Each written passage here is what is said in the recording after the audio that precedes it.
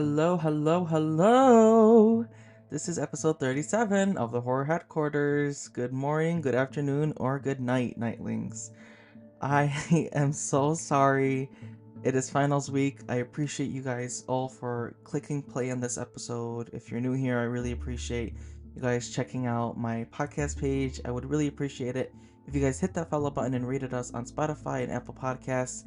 And if you're returning, I really do appreciate your guys' patience because if you follow me on Instagram at the Horror Headquarters, you would know that today's episode was delayed because of finals. Yes, it is finals week for many college students out there, and I am one of them. And I had about 4 projects due this week, as well as 4 exams, and I still have 2 more to do. But I am trying to get an episode finished, so here I am right now. And I think this is a good break from that all. But you might be surprised as like to what time this episode's being uploaded.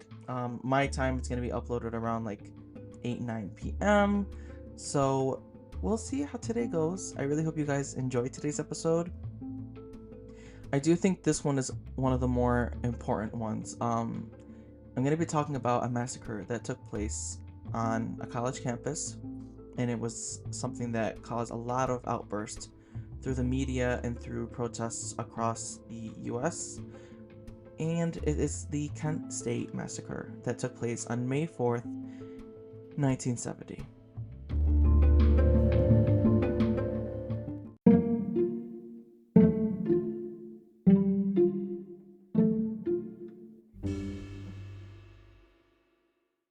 Now, before you guys get too much into thinking why I'm doing this episode, I'm doing it because of all the different protests that are happening today and that have been happening for the past half year. So, since October, these protests have been occurring where people are trying to uplift Palestinian voices and advocate for a free Gaza, a free Palestine, as well as their universities to divest from Israel because they're sending billions of dollars overseas to Israel.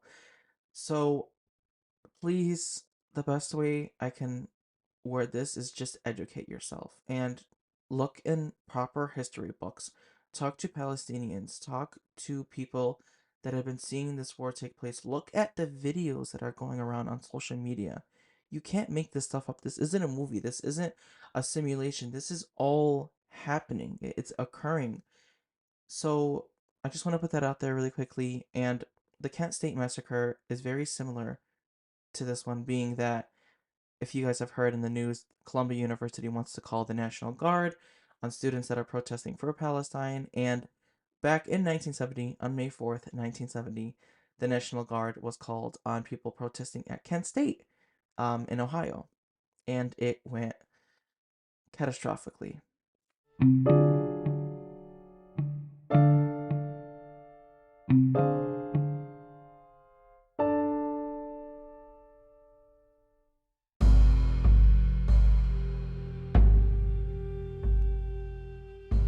Now, I had learned about the Kent State shooting, the massacre that took place on May 4th, 1970, back in high school, but I recently got reminded of it again because a lot of people have been relating the current situation in Gaza to what's happening right now, to what happened in Kent State on May 4th over 50 years ago. So a lot of people ask questions as to like how this all started. I even asked them like, why did this start? Like, what happened like before all of this occurred?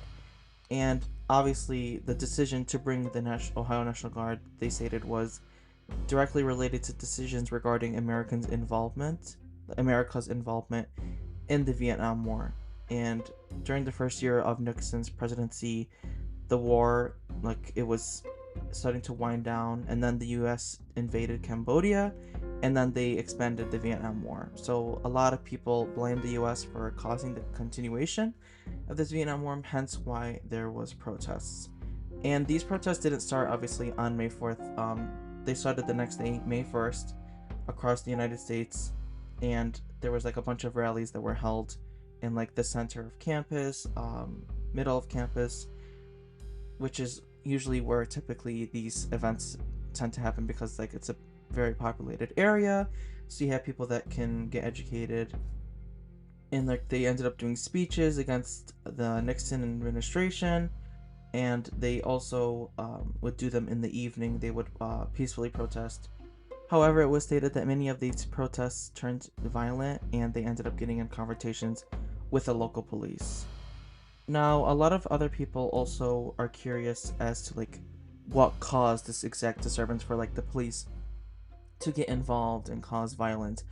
Many of them state there were bonfires in streets, that cars were stopped, windows of stores were broken, and people were throwing bottles at police cars. Now, this is neither confirmed or denied, but there are a bunch of witnesses on both sides, hence why they can't give a proper statement on what exactly occurred. But the next day, on May 2nd, the mayor had held like a meeting with the police, the local police, and a bunch of other officials from the city. And he stated that he had made the decision to ask the governor to send the Ohio National Guard to Kent. He was overall just fearful as to what would happen as a result of what had happened the previous evening, and he didn't want things to continue to escalate.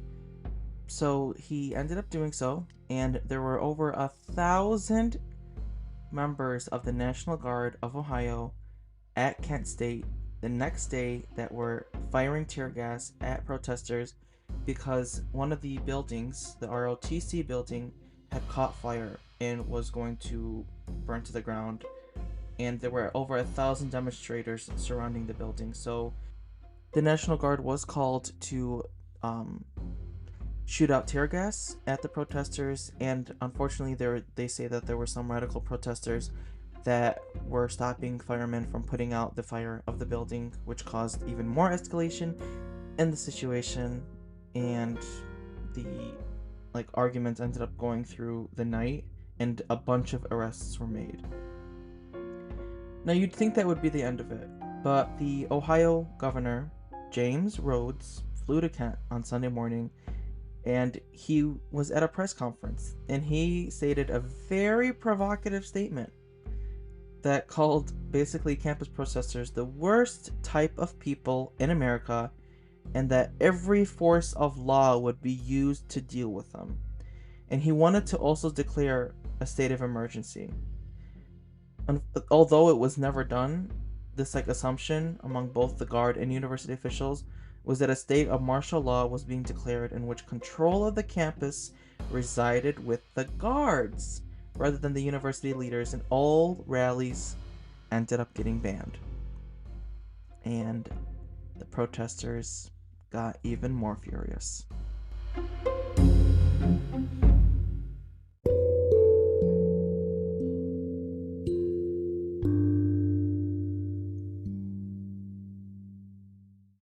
Now, before I dive in as to what happened on May 4th, I do want to say that there have been reports of students that went to downtown Kent where everything had occurred the previous night to help clean up after the rioting, but these actions were met with mixed reactions from the people that were owning local businesses in the area because on the evening of May 2nd, many city officials and downtown businesses received threats and rumors that radical revolutionaries were in Kent and they were going to destroy the city and university. So a lot of them thought that they were going to do this again, and that just this cleanup effort was to get them a foot in the door to cause even more chaos.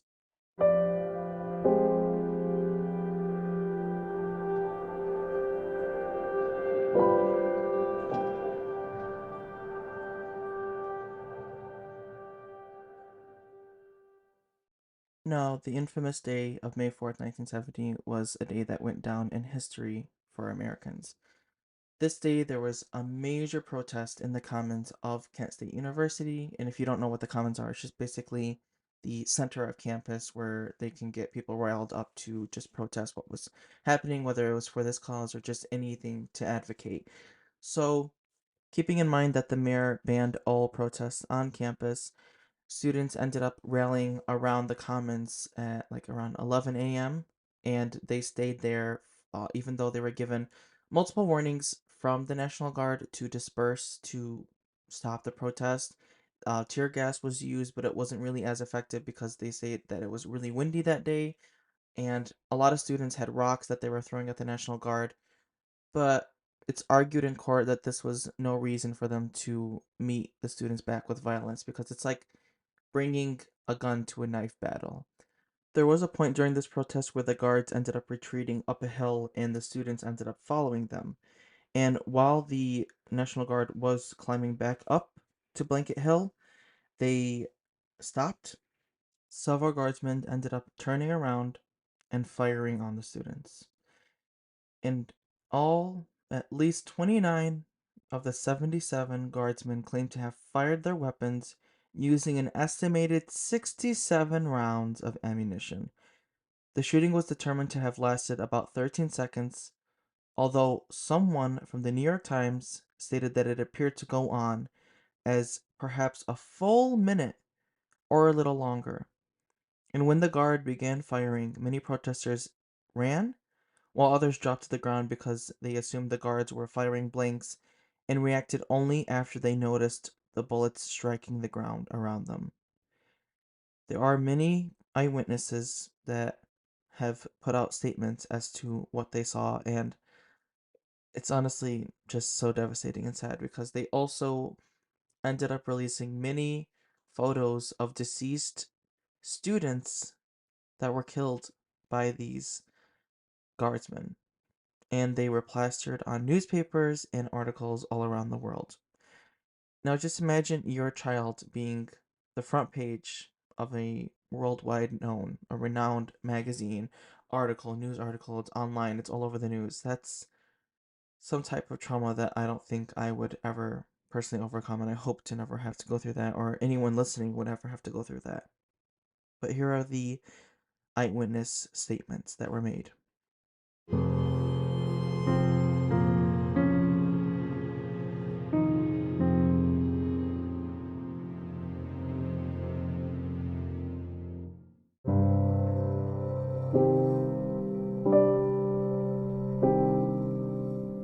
Now, these following statements were made by people that were present at the rally, and they stated what they saw.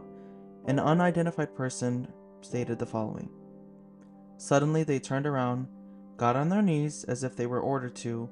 They did it all together, aimed, and personally I was standing there saying they're not going to shoot. They can't do that. If they are going to shoot, it's going to be blank."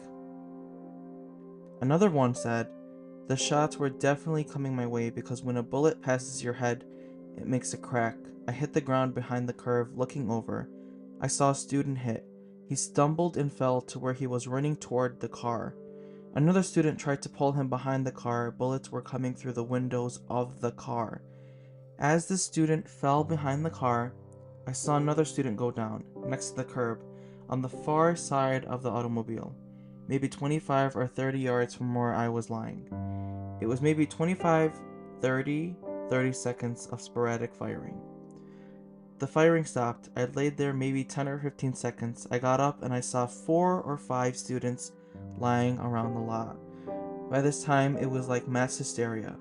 Students were crying, they were screaming for ambulances.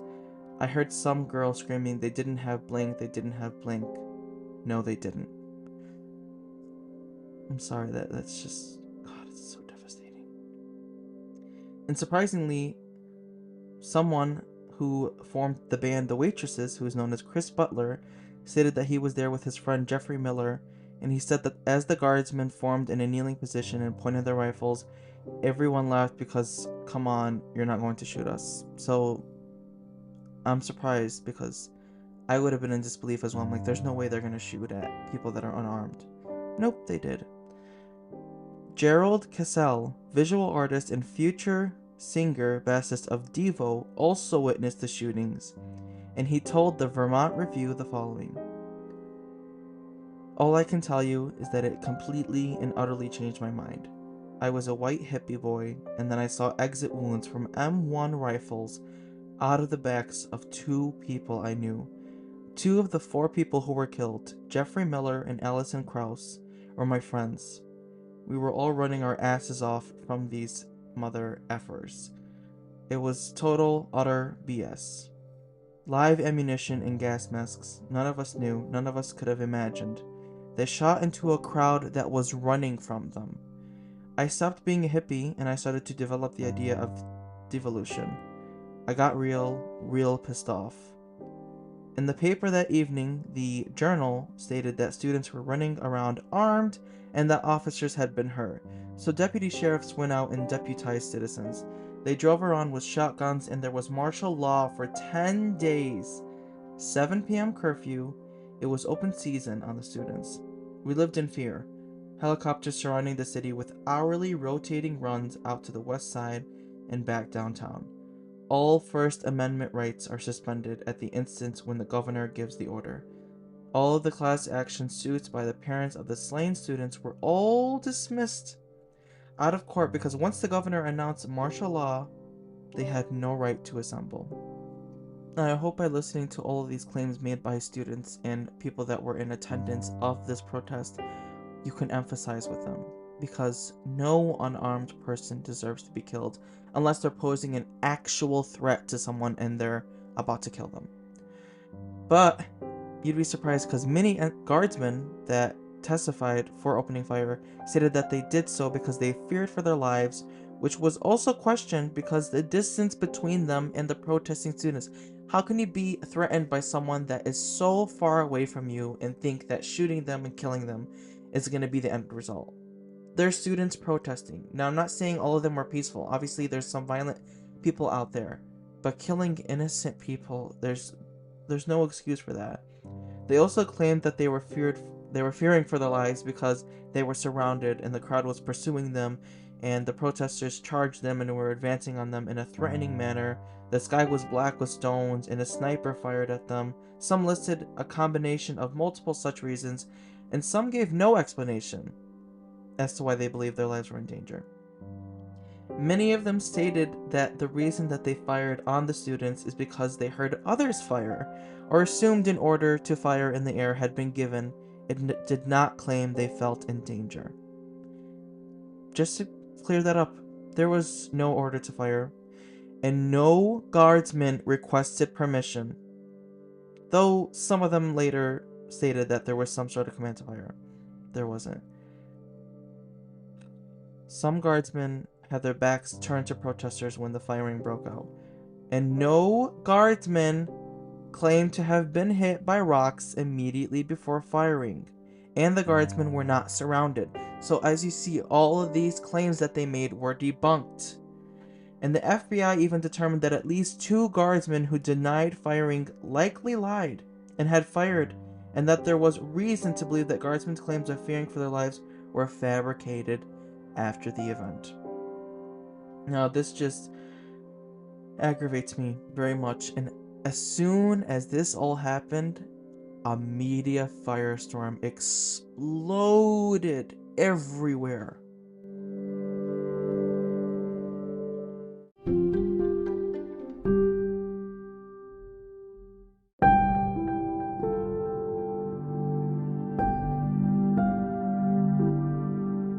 Now, many of you might be wondering how the students reacted to this shooting. Many of them cried, screamed, were calling for ambulances, as I stated, but hundreds of them ended up sitting down and asking the guardsmen why they opened fire, and one officer told them, "Disperse or we will shoot again."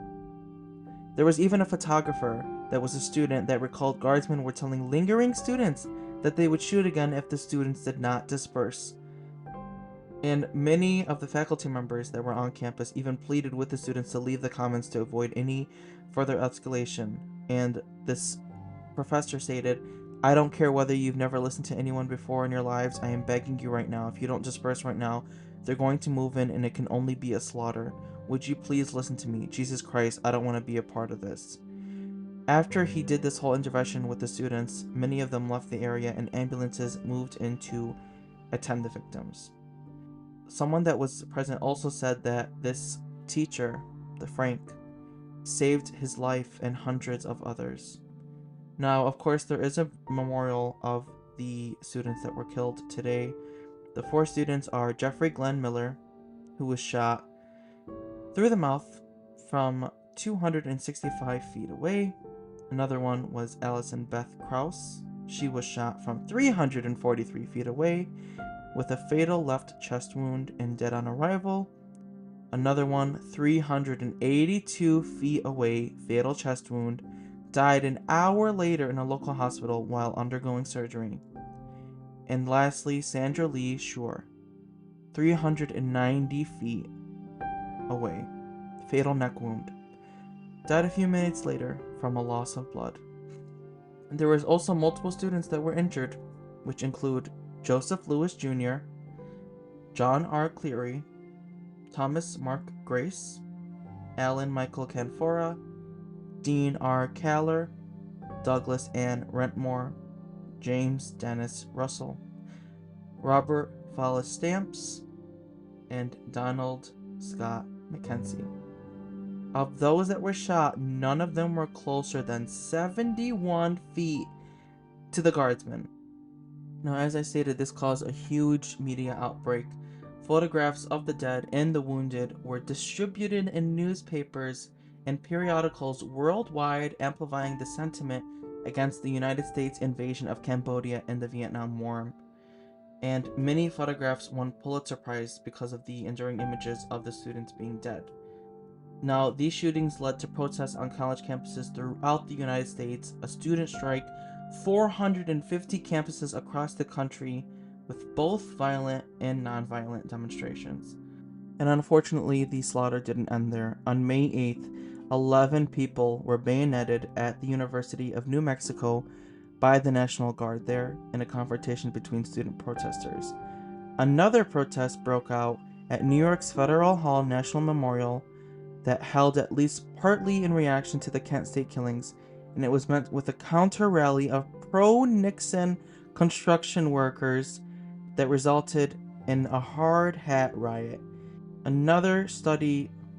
After all these protests have been completed, a study was done, and over 4 million students protested, and hundreds of American colleges and universities closed during the student strikes. Especially one strike that took place at Colorado State University in Fort Collins, Colorado, and the main building of the university ended up burning down. The Kent State campus ended up closing for 6 weeks.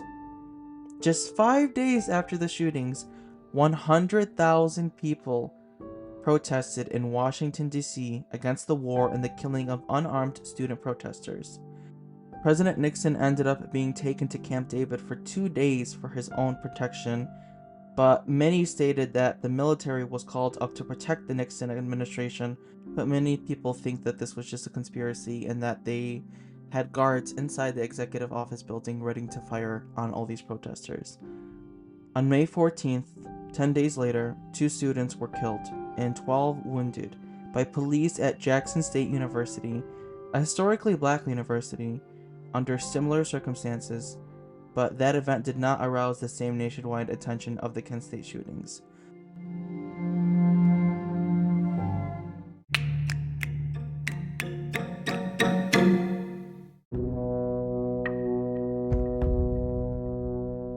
It wasn't until June 13, 1970, that President Nixon established the President's Commission on Campus Unrest, known as the Scranton Commission, which he charged to study the dissent, disorder, and violence breaking out on college and university campuses across the nation. The commission issued its findings in September of 1970, and they concluded that the Ohio National Guard shootings on May 4th, 1970 were unjustified. Oh, but it doesn't end there. It gets better, but let me just speak what the report stated. Even if the guardsmen faced danger, it was not a danger that called for lethal force. The 61 shots by 28 guardsmen certainly cannot be justified.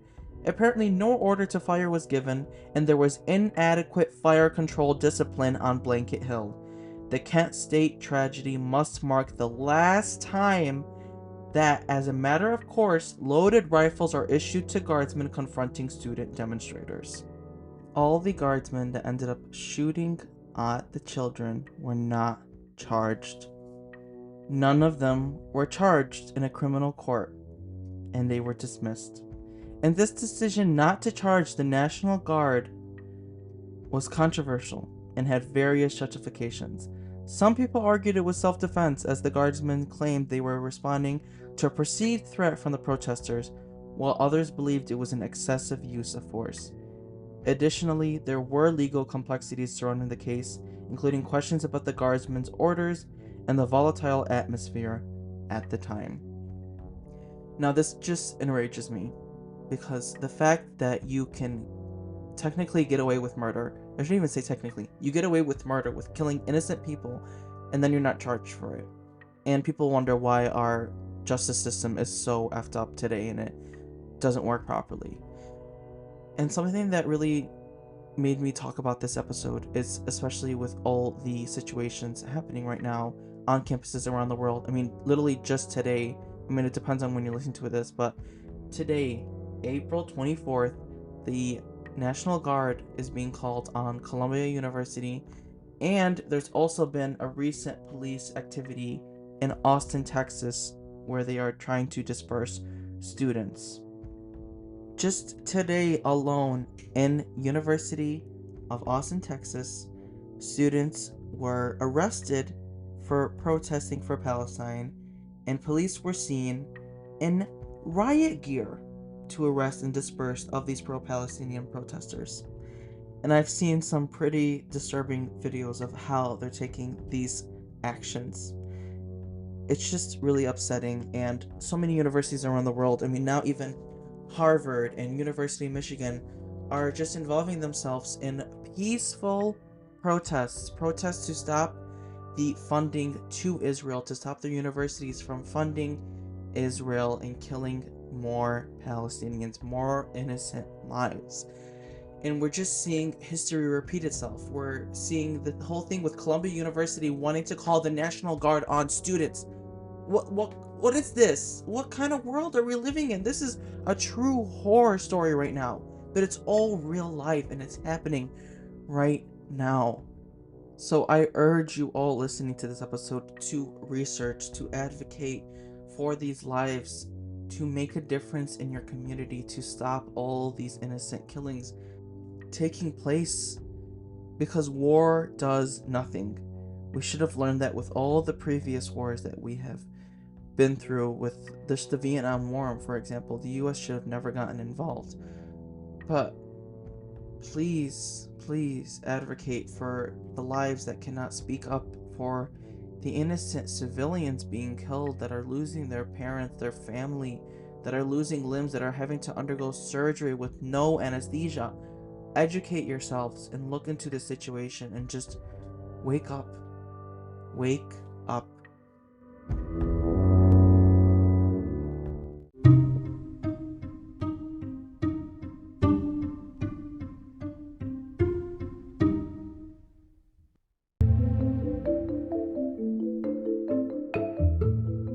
Now, while this is the end of episode 37 of the Horror Headquarters, I urge you all to please advocate. Please do the thorough research. It's not difficult, and it doesn't even take a lot of research to have a heart. All you need to do is have a heart and see that innocent people are being killed overseas, and that the US's involvement is only making it worse.